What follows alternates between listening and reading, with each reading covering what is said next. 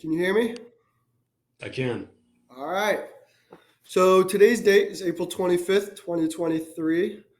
The interview is on behalf of the Salem State Veterans Oral History Project. My name is Joshua Connolly. I'm a sophomore majoring in history, and I am joined by Ben Wilson, who is a senior majoring in fire science administration. Ben served in the United States Marine Corps from 2005 to 2009, and I want to thank you for joining me here today. Thanks for having me. So when did you know that you wanted to join the Marines?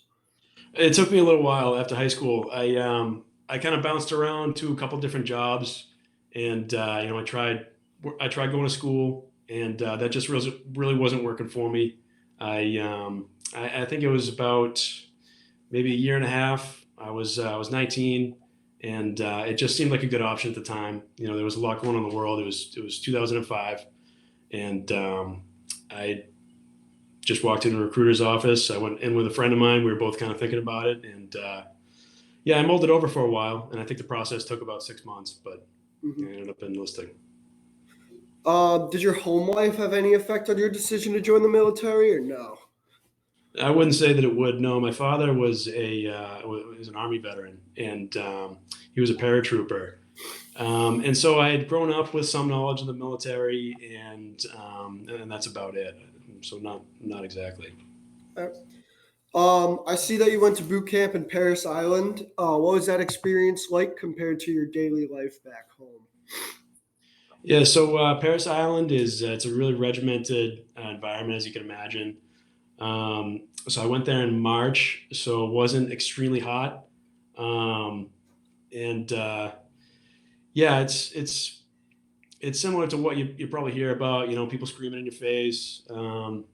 You hear about like the sand fleas and things biting you, and a lot of physical exercise and stuff, and they really know how to make things uncomfortable for you, and everything's done with a purpose, but the discomfort is kind of part of the deal. Part of the experience. It's part of the experience. Yeah, you sign up for the package deal. Yeah. So, seeing as you joined the Marine Corps in 2005, did the events of like 9/11 or anything have any effect into your decision to join the military, or no? For sure, yeah. I mean, obviously the events of 9/11 led to eventually two wars, the war in Iraq and the war in Afghanistan. And so there was just so much going on in the world. I was in a place in my life where I wasn't exactly sure what I was looking for. I knew this was a time it was a historic time, and I saw it as an opportunity to gain some adventure and some excitement in my life, and that sounds naive. And looking back, it absolutely is and was naive to think, because I got all that and more. Mhm. You listed your MOS as 0341, was infantry and mortarman. Can you tell me a little bit about what you did in the specific MOS? Yeah, so mortars are they're kind of like an indirect fire weapon, if I could explain it. It's not like if you consider like a firearm, like a traditional rifle or something like that. It's a point and shoot target weapon, whereas a mortar goes high up in the air and comes down on a target, some distance away, whereas you might not necessarily see your target. Yeah. Um, and Yeah. How was your adjustment from civilian life to like the militant way of life? I'd say it was fast. It was fast. They have an aggressive adjustment period. I'll say. Paris Island. They really have a plan to what they call breaking you down and building you back up into a Marine, and it occurs fast. Within a couple hours of being there, you're going to be standing differently, talking differently, walking differently, and everything. And by the time you come out, you just have a different outlook on everything, discipline wise, and everything. So it's definitely a transition. Do you think that idea of breaking someone down and then building them up is an efficient way for the military to go, or would you rather have it done a different way? I don't know that I could speak to that intelligently. I know that it's an effective way. I don't know if it's the best way. Um, I mean, I think when you see a lot of veterans this day and age, and not just this day and age, but it's been common over the course of history to struggle with mental illness and adjustment problems coming back from active duty or deployments, and I think that's certainly a part of it. That being said, it definitely is done with a purpose, and the military, not just the Marine Corps, has a track record of producing people, men and women who are capable of performing the jobs that they need them to perform. So. I see that you were deployed to Fallujah, Iraq. Can you tell me a little bit of how it was out there? Yeah. Fallujah, Iraq in 2006. So it was 2 years after the major offensive in 2004. Um, and still a fairly active city as far as insurgency goes. We conducted counterinsurgency operation throughout the city to include IED sweeps and vehicle searches, house searches, and those things. And population wise, it varied from sometimes a bustling city. There was an active market. There was an active industrial area. There was to the west. There was an active farming area. I wouldn't call it exactly a surviving economy. It was definitely struggling. There's a lot of people out of work, and I think that drove a lot of people towards the insurgency. Mhm. And yeah, for the most part, our job was to secure the roads and seek out any insurgent activity and act on it. Yeah. Um, were there any experiences that you remember that shaped you really as as a Marine out in Fallujah? I think the experience as a whole will shape a person and a Marine Mhm. in a lot of different ways. I mean, there's just lessons that you can't avoid learning. There are things that happen that you're not going to have any control over, um, and there are a lot of things that you will have control over. You can control your physical fitness, you control your mental state for the most part, and your state of readiness um, from what you can call a technical and a tactical standpoint. And so you can try and be as prepared as you can for whatever you're going to do, and whether that's in life here now for me as a person in the world, in the civilian world, or back then, whether it's keeping your equipment ready, keeping your rifle clean. Um, there's a saying that if you take care of your gear will take care of you, and I think that's true, and that's a lesson that's carried me through pretty far in my life. How would you translate that? If you keep your gear clean, it'll take care of you. Back to like your civilian life. If there's any applicable things that you can think of. For sure, yeah. I mean, I think that's something that anyone could take that and apply it to is something like your car. Just about most people in America drive a car. Unless you live in an inner city, you kind of need one. And for the most part, if you take care of it maintenance wise, make sure your oil changes, make sure your tire pressure is good, and just maintaining a state of cleanliness is going to make it last longer.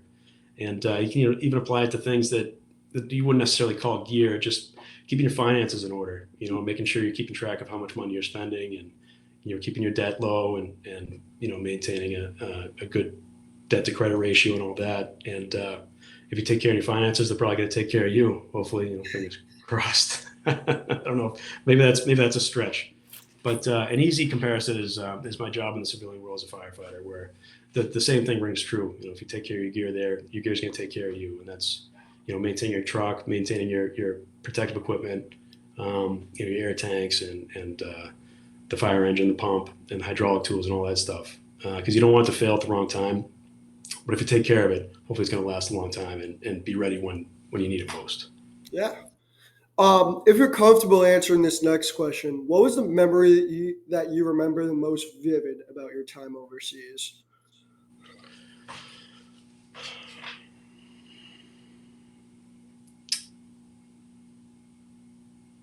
Yeah, can we come back to that? Yeah.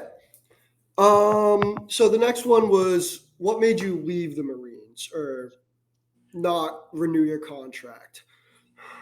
For me, going in, I knew it was a one-term thing. It was a lifestyle that I enjoyed for what it was. I didn't see myself doing any more time than that. Um, I wanted the experience. I wanted to travel the world, so to speak. And I knew it would benefit me in my life going forward, as far as veteran status and those things that help me get the job that I'm on now, and it really set me up for a decent position in my adult life. So I think that mostly it just ran its course for me, Mhm. and I didn't see myself going any further. All right. How difficult was the adjustment back to civilian life? I think it was at times it was difficult, and at times it was all right. I was a part of a reserve unit, and I had a lot of friends close by as a result of that, um, and someone who I became really close with. And so coming home after deployment, I still saw those guys a lot, and even after I got out, I still saw them a lot, and still do to this day. And that's been really beneficial. Um, I think it's you know. How can I say? A lot of times it feels odd going from such an extreme environment back to a place of somewhat normalcy, Mhm. and kind of changing gears and getting back into the life that you knew before. Um, looking through the world, looking at the world through a different lens is challenging at times, and I think that the transition doesn't really end, and that's why even now, I mean, it's been 15 years for me since my deployment, and when I meet people who are back from the Marines, whether it's been a year or a month or 10 years or 20 years, I still say to them, welcome home, because that journey really doesn't end entirely, in my opinion. What were some things that transitioned back home for with you from overseas, whether it be habits, mindsets, something like that? Yeah, I think what I went into before about taking care of your gear and taking care of your things, Hmm. um, taking care of the people that are close to you, and maintaining those relationships, because you don't know when that type of relationship is going to end. Whether and people move away, and people get sick, people get hurt, and how it's important to maintain those relationships. A state of discipline, and just being ready for things that could happen that you don't foresee, because that's such a common thing in life. There's just so many obstacles that come out of nowhere that you can't see, and even the ones that you see coming a mile away can be hard to navigate, and just finding a way to be as ready as you can for any things that come up, and trying to be trying to be able to think on your feet, and just being comfortable being uncomfortable, because that's part of life too. And sometimes you just got to bide your time, and sometimes you gotta tough it through tough situations. Yeah. Um, are there things you did that you do today in your life that you, because of your times overseas, that you didn't necessarily do before you enlisted or anything like that? Do you mean in a specific way? Maybe just like the way that when I was thinking of this question, I was like, maybe he does some daily routines differently, or he goes about things in a different way. Differently now because of his time overseas that maybe transitioned with him back home that he didn't necessarily do before. Like I know my sister's boyfriend who's in the Marines. He never used to make his bed daily. Now anytime he comes home, it's nice, tucked and tidy and stuff like that. Yeah. Okay. That's so I don't know if I really have any routines exactly like that. Even the daily things, like shaving's a daily thing in the military and in the Marines, which I just like. I always couldn't stand. I have to shave for work now, but it's only a couple times a week that I have to do that, and so that never really stuck to me. But I get razor burn and stuff. But I think as far as daily routines, but nothing exactly changed. I think just an overall mindset for me was what changed, and the way I look at things on a micro scale and on a macro scale, in daily life and in life in general. Yeah. What were some things that you were thankful to have once you came back home? Oh, geez, the freedom to just plan your day the way you want it. Just to plan your things the way you want to do. And for me, I can't speak for anyone else, obviously, but it's the world is just, I mean, you just have so many options to do things. I mean, you can come back from the military. And so at that time, after my deployment, I was 22. And you don't realize how young you are at the time and how many things you can do and how many places you can see and just how many options you really have, whether it's going to school or learning a trade or, not even work related, just traveling or anything. And so, yeah. Um, Now that you came back and decided to go to college, how was the transition going back to school? It's much easier now as an older person. It was really hard for me when I was younger. Even in high school, I got really bad grades. It just wasn't for me. I just didn't. I mean, if I could go back now and talk to myself about the importance of it, of going to get an education, I'm not sure I would have listened at the time. But now it's something I really actually enjoy. Taking classes and stuff, and it's unfortunate for me that it's taken this long, but I really appreciate it for what it is now, and particularly with things like the GI Bill and other programs that have paid for a lot of my education. It's just been great. Yeah. How hard was college compared to what you remember about schooling before you joined the military? Um, I would say it's monumentally easier, but only because I came to a realization, and one day I just hacked the system and realized that if you just do your homework and you do the work that your teacher sets out for you, the grades follow. And as long as you just do that stuff, I didn't look at it that way back then. I just looked at it like a huge burden and like it was something that was just so hard. But I realize now that if you just stay on top of the things that you need to do and do it, then magically you get good grades. And lo and behold, that's what they told me all along. I didn't listen. So Do you think that maybe it seems easier as well because of the hard times you went through in the military, or do you not think that really has an effect on it? I don't know that it exactly does. I think that the military has really effective ways of teaching you how to learn and teaching you different things and breaking it down in certain ways so you can take things step by step or a piece at a time.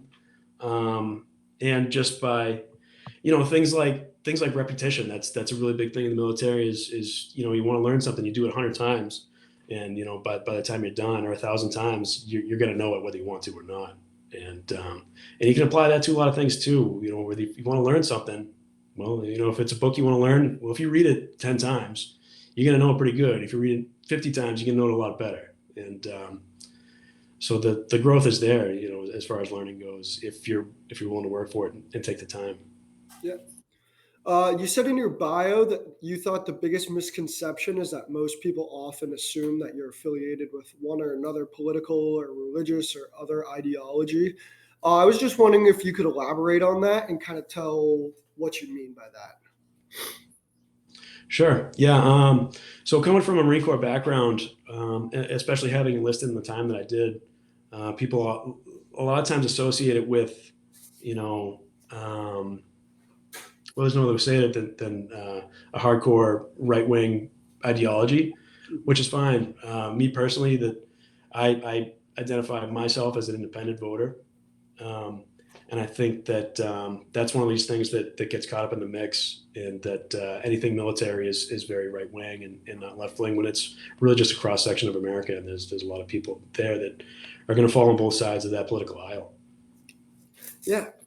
What would you say was the biggest impact that the military had on your life? Hmm. Well, the place I ended up in my professional life, my job was a place that was, the door was really open because I was a veteran.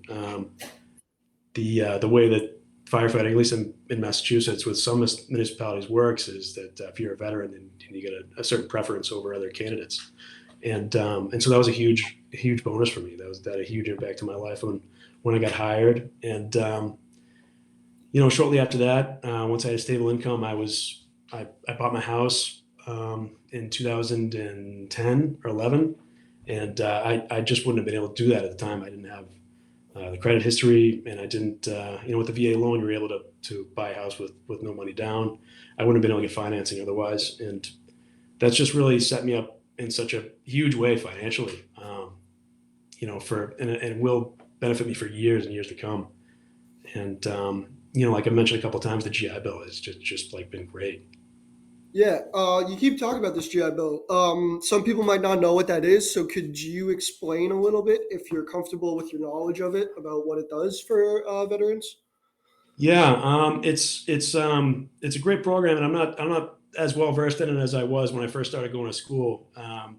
But if you serve in the armed forces, depending on your branch, you get more benefits than others, and how long you serve. But it's a program that will pay for your college, and while you're in college, if you're taking full-time classes, it pays for your housing Mhm. and for your books. It's really phenomenal. Because before then, it's well, you know how it is being in school. It's kind of tough to go out and get a job. Pay for your college, play lacrosse at the same time. It's just kind of a it's just kind of a tall ask. But it really just takes the pressure off. Guys like myself, and I'm not sure that I would have gone back to school without that benefit. So. Mhm. You also bring up a lot about how you're a firefighter now. Did the Marines have any impact on your decision for your career to become a firefighter, or was that something you kind of knew coming out of even before you went into the Marines? Like maybe that's something I want to do. Yeah, it's exactly that. It was maybe something I thought I would want to do when I was coming around high school. Maybe around halfway through, I was a sophomore when 9/11 occurred, and I started reading some different books about firsthand accounts of the firefighters that were there, and it just seemed like a job that would fit me. I kind of gravitate to tasks, just like sports that are physical and things like that. And I saw it as like a team atmosphere or something that I could really latch onto. Um, and then the military is really kind of a good transition. You see a lot of guys go from the military to civil service, whether it's firefighting or law enforcement. And so it definitely, I think, solidified my interest in that field, Hmm. and it took me or gave me, I should say, a lot of tools that I could take with me. Tools as far as work ethic and things to go about the job and how to learn new skills and how to apply them. Yeah. So just coming back to this question, and like I said, if you're not comfortable answering it, completely fine. What was the memory that you had most vividly about your time overseas? Geez, I mean, it was so. I mean, I can still feel the dust. I Hmm. can still feel the heat. Um, and that's a vivid memory. I can still smell the smells. Um, and I think just on a general level, those things um, are always going to stick with me. And all the visuals and all the sounds and just everything. That your five senses really come alive when you're in an environment like that. And I think it never really leaves you. Yeah. And so my final question for you is, if you could do it all again, going out and having the same experiences that you had before, would you still do it? I would, yeah, I would. I think it's easy for a person to look back on the things they did, especially when they were younger, being someone my age, and say, well, this could have gone differently, and I would have liked to have done that. But you just really don't have that option.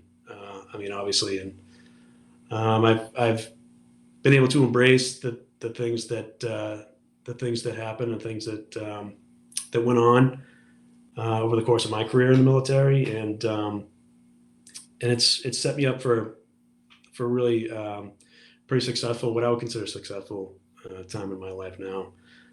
If I could do anything differently, I would have stuck with the Marine Corps. Considering that time in my life and the time of the world in 2005 and what was going on.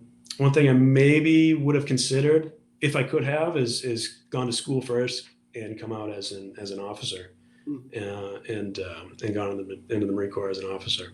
But other than that, Would you have gone into the Marine Corps as an officer for maybe like a bigger pay bump, or was it just a better position that you would have been in for, or what would you have gone in for an officer for?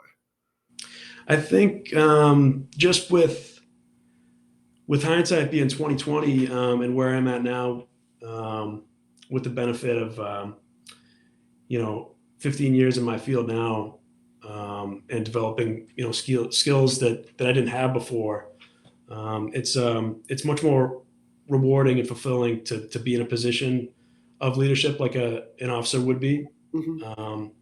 To have the opportunity to lead Marines in that time is really a great opportunity that they only give to so many people, and it's really competitive for a reason. And I don't know if it's one of those things that would have been accepted into, but it would have been. I think it would have been good to try. All right. Well, that was the final question that I had. So let's stop.